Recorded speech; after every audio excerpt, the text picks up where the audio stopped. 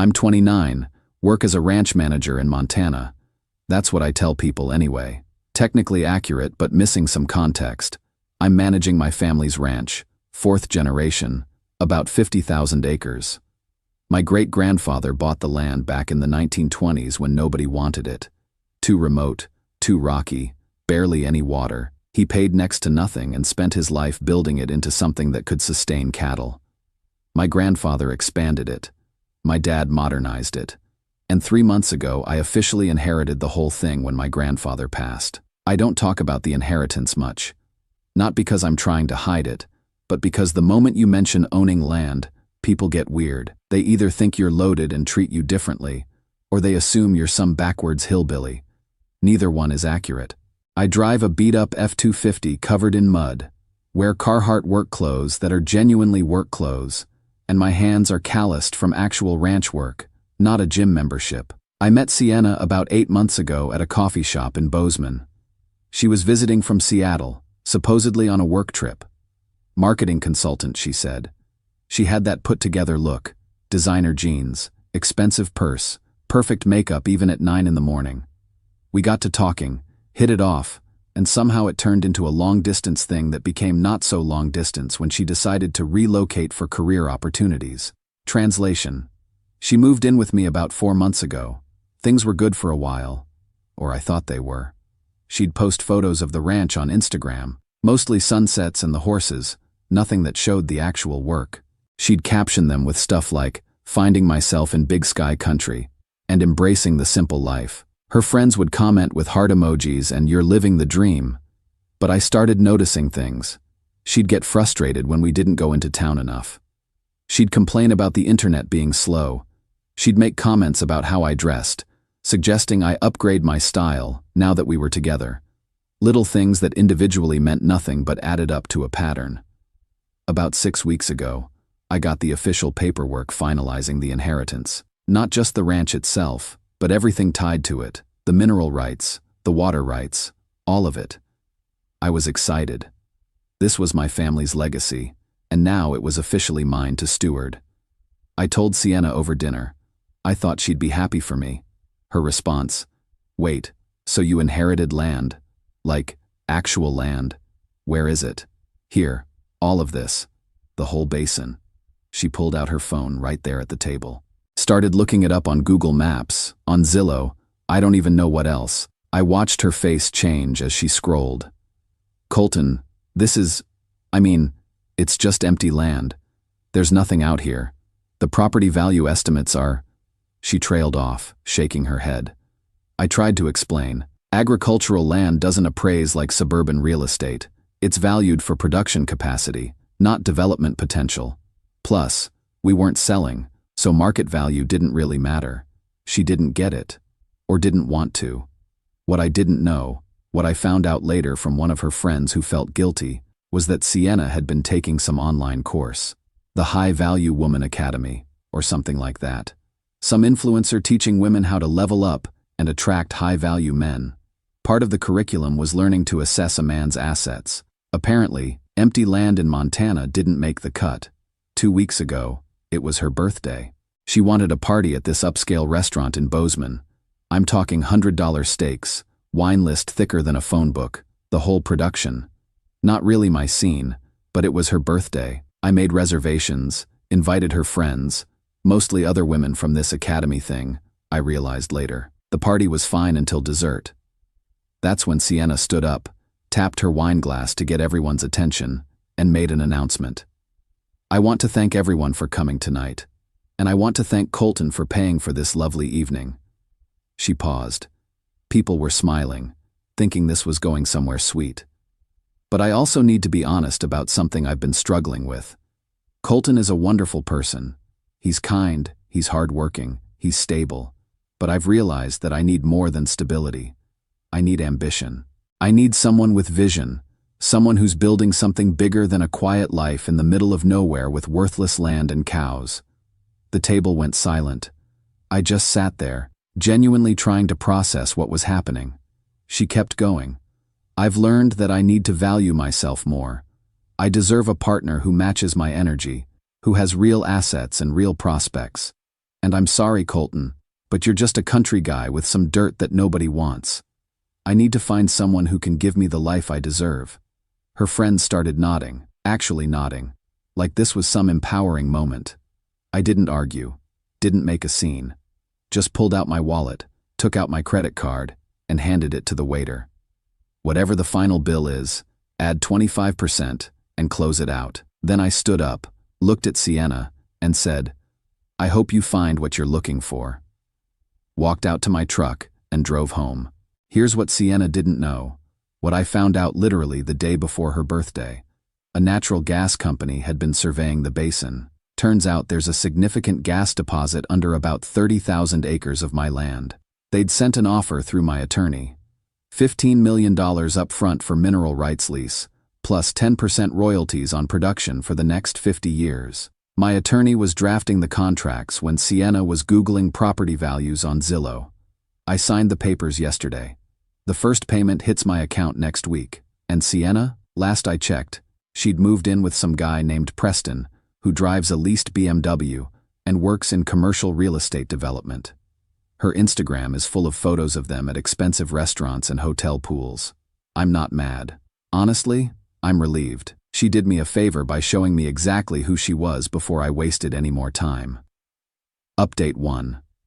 Some of you asked for an update. I wasn't planning to post one, but something happened yesterday that was so absurd I need to share it. First, quick context on the past 6 months. The gas company started preliminary work on the extraction infrastructure. The $15 million hit my account. I've been working with financial advisors to make sure I'm not an idiot with it. Most of it's going into trusts and investments, keeping the ranch operational, that kind of thing. I bought some new equipment we needed, hired 2 more hands, finally fixed the irrigation system my dad had been jerry-rigging for years. I also bought myself something I'd wanted for a while. A Mercedes G-Wagon 444 squared. The ranch edition, essentially. Not the luxury SUV you see in Beverly Hills. This thing is built for serious off-road work, has a winch, off-road tires, the works. Perfect for the ranch. Cost about $250,000. I also ordered 3 heavy-duty work trucks for the ranch operations. F550s with custom flatbeds. Yesterday, I drove into Bozeman to pick up the G-Wagon from the dealership. They'd had to order it special, took 4 months to arrive. I'm at the Mercedes dealership, dressed like I always dress. Carhartt jacket, work jeans, boots that have seen some miles. I'm looking at the truck, checking the specs with the sales manager, when I hear a voice behind me. Oh my God, Colton? I turn around and there's Sienna. She's with Preston, the new boyfriend. He's wearing what I can only describe as an outfit, designer everything, shoes that probably cost more than they're worth, hair styled like he's about to do a photo shoot. Sienna looks shocked to see me. Preston looks annoyed, like I'm interrupting something. Sienna, I say. Just acknowledging her, nothing more. She recovers quickly, puts on this condescending smile. What are you doing here? Are you shopping? She says it like the concept of me being in a Mercedes dealership is absurd. Picking something up, I say. Preston steps forward. Look, man, we're actually in the middle of something here. We're looking at vehicles. He emphasizes the last word, like he's doing something important, and I'm just wasting everyone's time. Sienna touches his arm. Baby, it's fine. Colton probably just likes to look at cars he can't afford. It's sad, really. I don't respond. The sales manager next to me looks uncomfortable. Preston turns to him. We're here to see the GLS 600. I scheduled an appointment. He didn't, by the way. I could tell from the manager's face. Before the manager can respond, the dealership's general manager walks over. He's smiling. Mr. Reese, perfect timing. We just finished the final paperwork on your vehicles. If you want to follow me to my office, we can get everything signed and— Wait, Sienna interrupts. Mr. Reese? You mean Colton? The GM looks confused. Yes, Mr. Reese is taking delivery of the G-Wagon 444 squared, and we're arranging transport for the 3 F550s to his ranch in Montana. Unless, he looks at me, you want to drive the G-Wagon back yourself? We can still arrange transport for it if you prefer. The silence that follows is beautiful. Sienna's face goes through several expressions in rapid succession. Confusion, disbelief, then something like panic. Preston just looks angry. "This is the guy with the dirt you were telling me about?" he asks Sienna. I turn to the GM. "I'll drive the G-Wagon back. Have the F-550s delivered next week." "Excellent.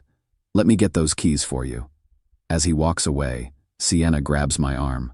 "Colton, wait. I had no idea you were—" I gently remove her hand. "It's all good. You were right that day at your party. You needed to find someone who matched your energy. Looks like you did." I glance at Preston, who's now looking at his phone, probably Googling who I am. The GM comes back with keys and paperwork.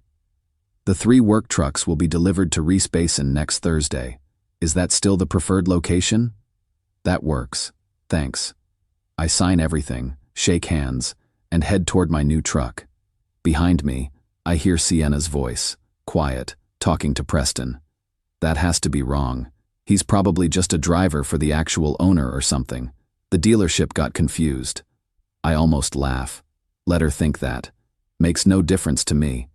I drive home in a truck that cost more than Preston's leased BMW times 3, with 3 more work trucks on the way, and a gas royalty check that'll clear 7 figures annually for the next half-century. The best part? I didn't have to say a word. I just let reality speak for itself. Update 2. I wasn't going to post another update, but people keep messaging me asking what happened next. Plus, something occurred a few weeks ago that's too perfect not to share. Quick catch-up on the past year. The ranch is doing incredibly well. The gas operation is running smoothly.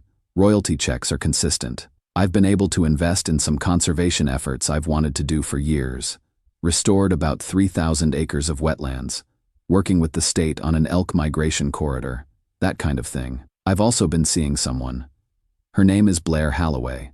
She's an equine veterinarian who specializes in performance horses, mainly thoroughbreds and quarter horses for racing. We met when I bought a young quarter horse stallion with serious potential, and she came out to do the pre-purchase exam. We got to talking about bloodlines and training, and I mentioned I was thinking about starting a small breeding program for cutting horses. She showed up the next week with a 12-page proposal on how to structure it properly.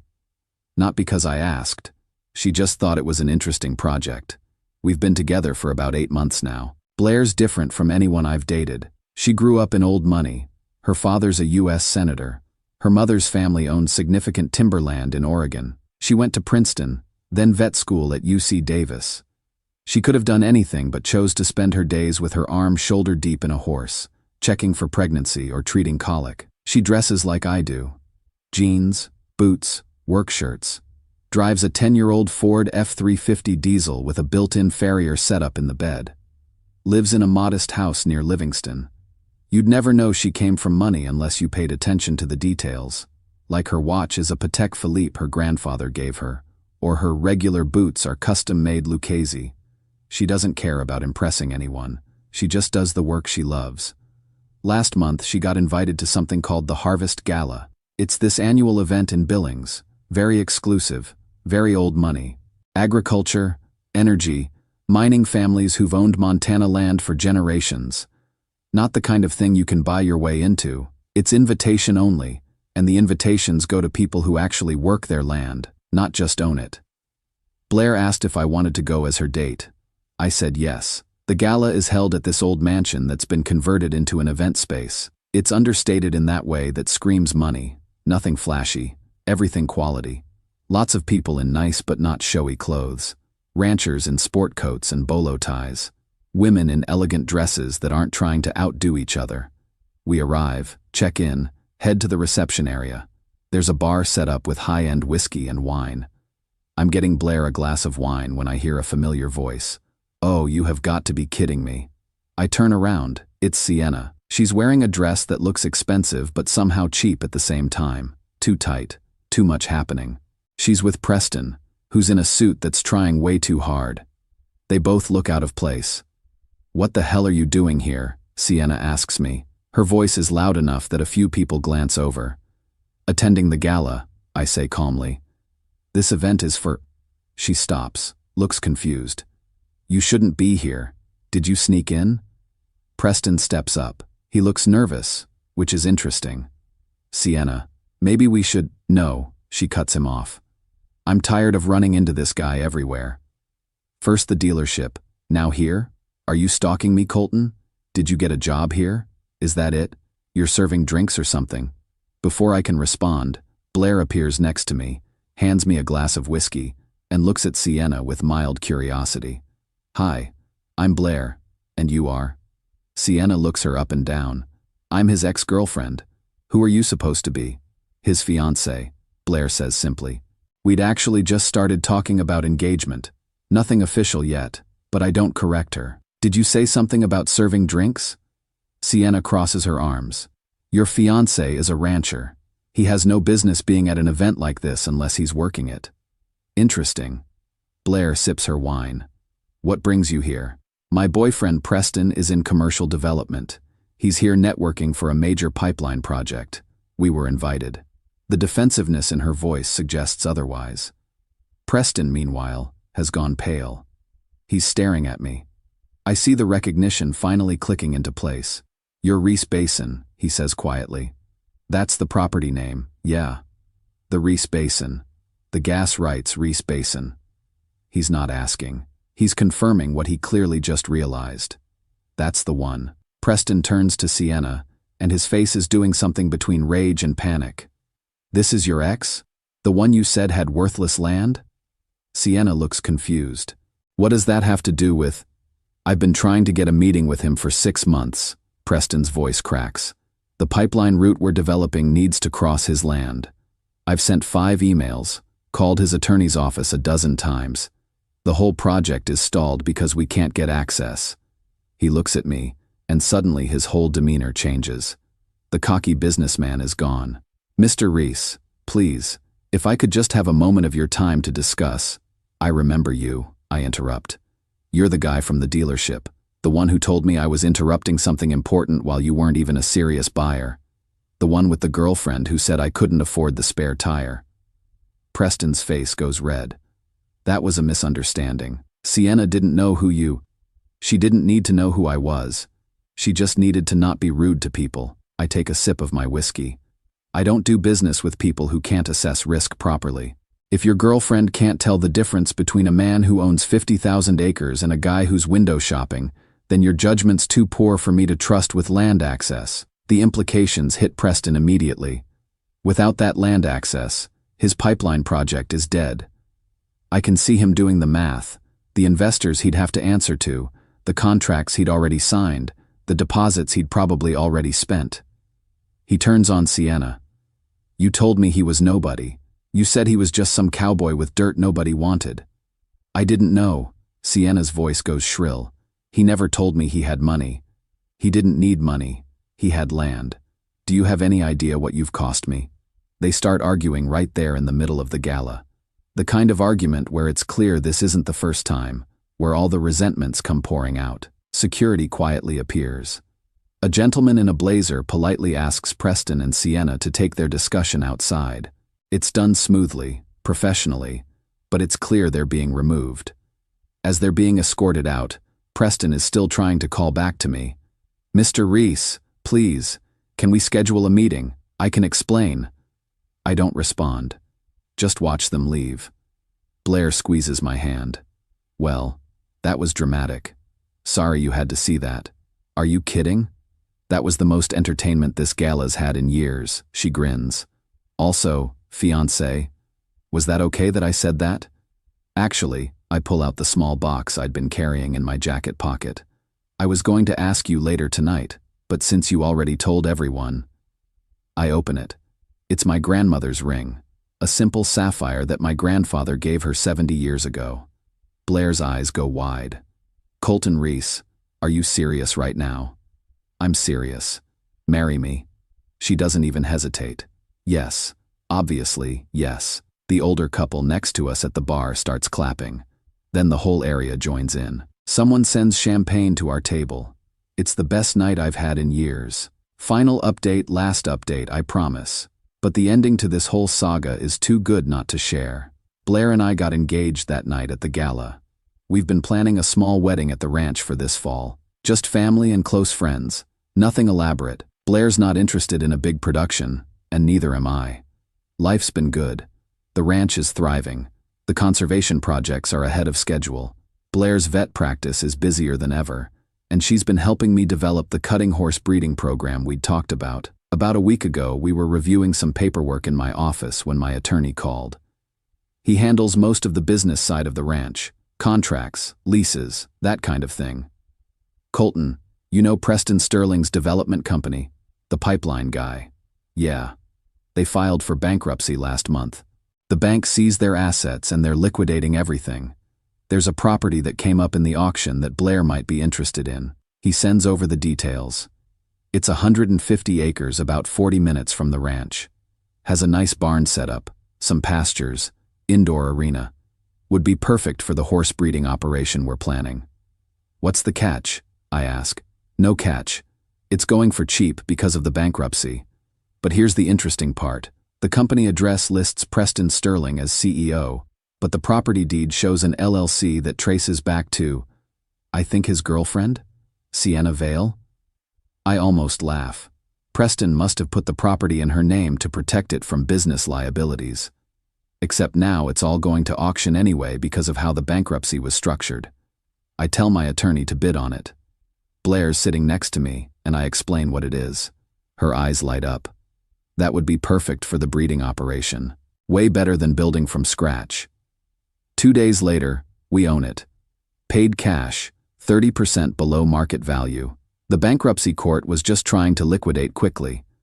Yesterday, we drove over to look at the property in person, make some plans for renovations, assess what we need. We pull up the long driveway. There's a car parked outside the main house, a Nissan Altima that's seen better days. And sitting on the front steps is Sienna. She looks rough, not like the put-together woman from that birthday party or even the overdressed version at the Gala. She looks tired, worn down. She stands up when she sees my truck. Her eyes go wide when she realizes it's me. I park, and Blair and I get out. We walk over.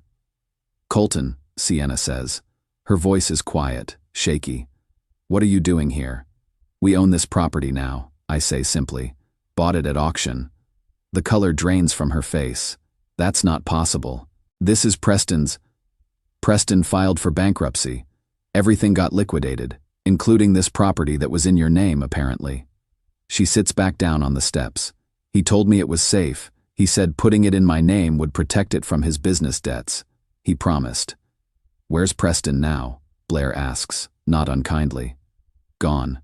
Disappeared right after the bankruptcy filing. Blocked my number. She pauses, and I see her hand instinctively go to her stomach. I'm pregnant. 4 months. He knows, and he's gone anyway. There's a long silence. I don't feel vindicated or satisfied. Mostly I just feel tired looking at her. I was so stupid, Sienna continues. That course I took, the high-value woman thing, it was all such bullshit. It taught me to look for all the wrong things. I threw away. She looks at me. I threw away the real thing because I was chasing something shiny and fake. Blair's hand finds mine. I know this sounds pathetic, Sienna says, but I'm out of options. I thought maybe you'd help, for old time's sake. I know you're a good person, Colton. You always were.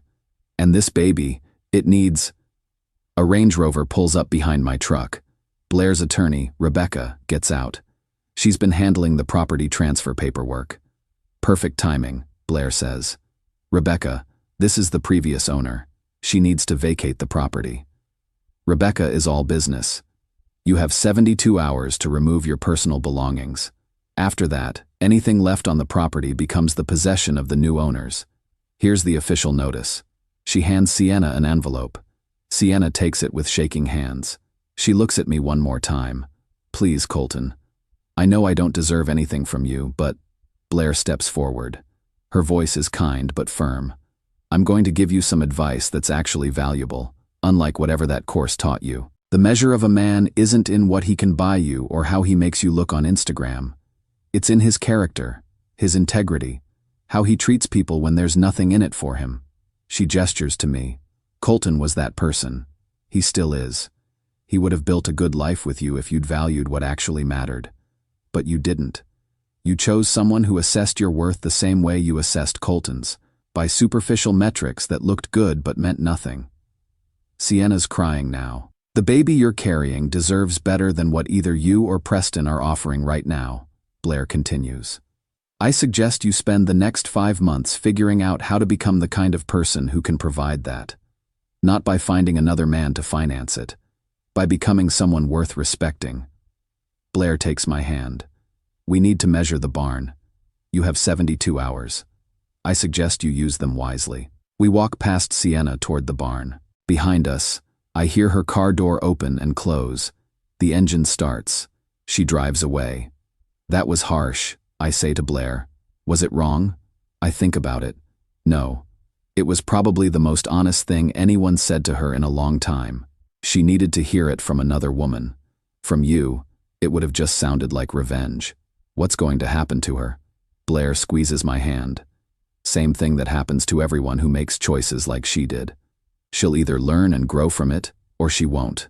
That's not our responsibility. We spend the next hour walking the property, making plans for the breeding program. The barn is in better shape than we expected. The pastures need some work, but nothing major. By the time we leave, we've got a solid renovation plan mapped out. Driving back to the ranch, Blair's phone rings. It's her father, the senator. She puts it on speaker. Honey, I heard you bought the Sterling property. Smart investment. Thanks, Dad. Colton and I are going to use it for the cutting horse program. Good, good. Listen, speaking of Sterling, his attorney reached out to my office. He's trying to get someone to intervene on his bankruptcy, get some assets unfrozen. I told them absolutely not, but I wanted to give you a heads up in case he tries to make noise about the property purchase. Let him make noise, Blair says. Everything was legal.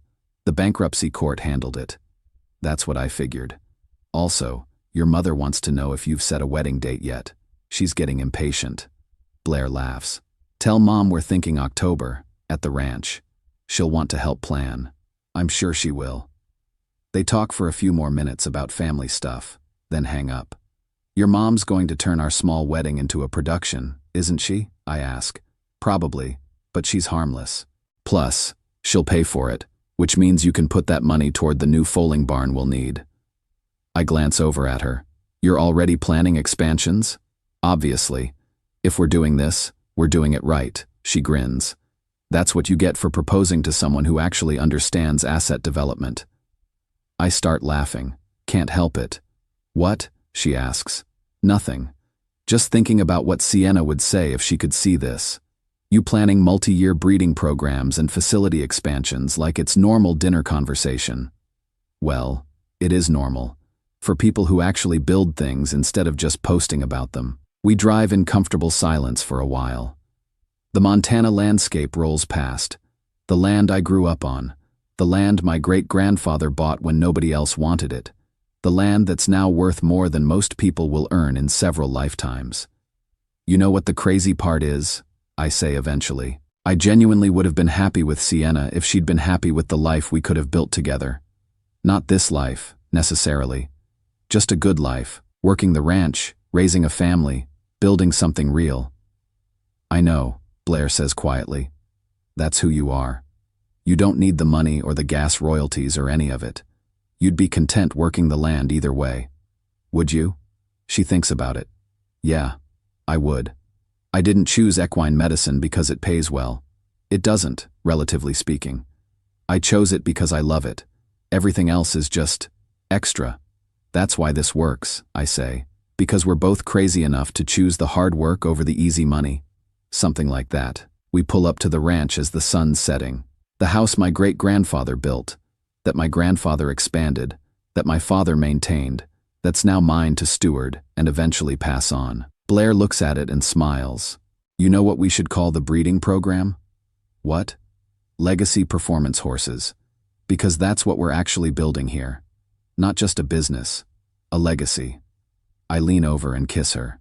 That's perfect.